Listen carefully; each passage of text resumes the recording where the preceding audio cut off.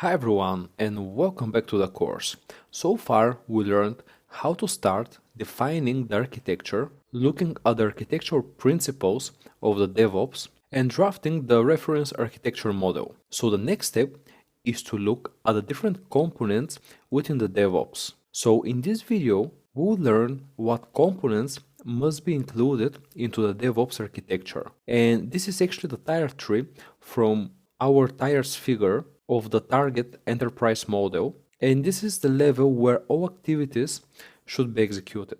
So here in front of you, you can see the agile infrastructure, and the reason that this looks as infinite loop is because feedback from the live product that is managed by operations will continuously be looked back to develop and improve the product. And this is from where the DevOps comes. Dev from development and Ops from operations. So as you can see here, the different components are planning, creating, testing or verification, then preparing, releasing, configuring, and finally monitoring. And from the monitoring, if we see that we need certain improvement, then we jump back to the plan station. So remember that at large enterprises, you will likely work with several service providers that are fulfilling parts of the IT delivery process. So when we want all of these components to work together in a DevOps way, we need to make sure that the process and the tools are aligned. And so the next thing is to have common understanding for the various activities that are executed as part of these principles. And so all DevOps components must be defined and implemented in a consistent way. Every developer and operator should work accordingly to the same definition and within the same components. And so from here you might have the question, at what stage the DevOps should be developed? And the answer to that question is as early as possible. The operations play a key role in defining new products and bringing them to life. They should set the requirements and the acceptance criteria before the product go to life. And so if developer builds something that cannot be managed by ops, the product will fail and the business demands will not be met. So typically the enterprises conduct SLA or KPIs to fulfill their processes so that these are enabled into the business goals. If one of the processes fails, the product will be impacted as an ultimate consequence, and so the business will not achieve its goals. So understanding SLA and the KPI is important for any architect. This is why it is included into the surrounding model that we will also discuss. So the service level agreements are positioned between the tactical process of DevOps and the strategic level at the enterprise level where the goals are set.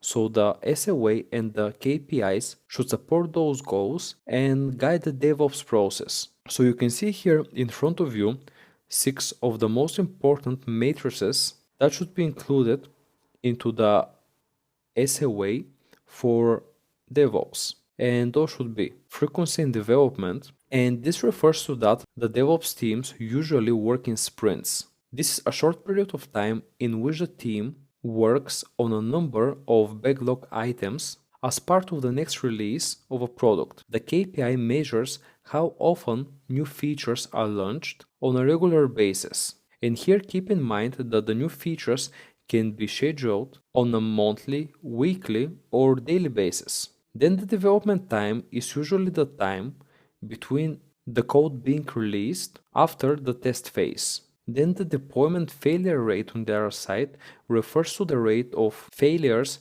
that occur after deployment. Ideally, this number should be 0, but this is not realistic. Deployments, especially when the change rate is high, will fail every now and then. Obviously here, we should aim that this number is as low as possible. Then we have the matrix that is called deployment failure detection time, and this is due to the fact that KPI strongly relies on the previous one.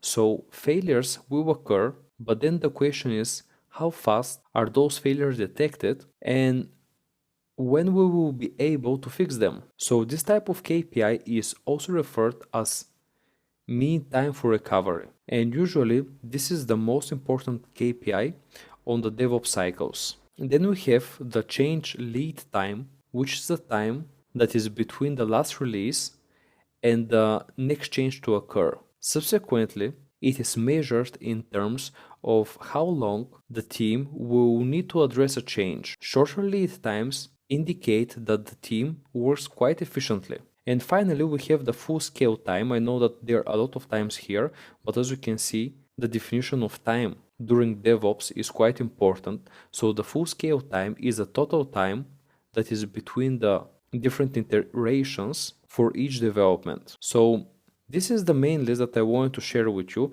This list is of course not executive, and so the enterprises can think of a lot of different metrics and KPIs that they want to implement. But I would always advise you to keep the things simple. Keep in mind that every matrix that is included in any contract needs to be monitored and reported. And this could become quite expensive and time consuming. So let's talk a little bit about the team value on the project, and this is usually implemented with the voice model. So the DevOps teams need to deliver value to the end customer. This is their main goal. So the voice model is specifically defined to address this. As you can see from the graph, the voice model includes value, objectives, indicators, confidence, and experience. Voice. The idea behind the model is that any IT delivery should deliver value to someone, typically the end customer of the business. Value sets the objectives of the IT delivery, and those objectives are measured using indicators.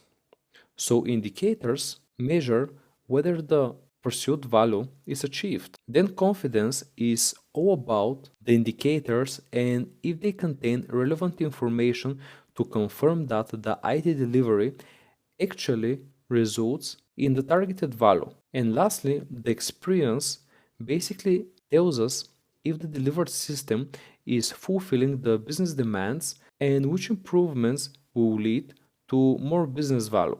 And then the circle starts again from value. So since the voice model also involves looping feedback back to the beginning of the cycle with the aim of improving products and adding more value to business, the model can be used for any DevOps project. So thank you for watching this video and this section, guys. I hope you learned a lot about the DevOps, and in the next video we will continue our introductory sections with the DevSecOps, so we're going to add the security level there.